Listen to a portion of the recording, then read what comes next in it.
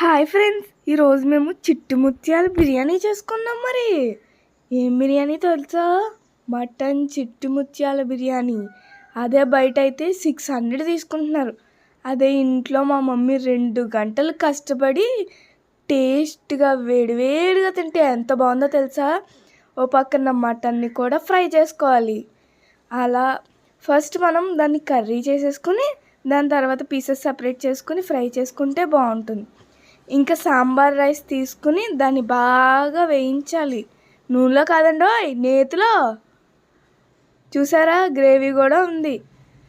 మనం కర్రీ వండుతున్నప్పుడు అందులో వేసుకోవడమే, ఆ రైస్ వండుతున్నప్పుడు. చూసారు కదా ఎంత టేస్టీగా ఉంటుందంటే అంత టేస్టీగా ఉంటుంది. మీరే ఇంట్లో చేసుకోవచ్చు కూడా. ఇందులోకి నార్మల్ వాటర్ అయితే అస్సలు వాడకూడదు, హాట్ వాటరే వాడాలి.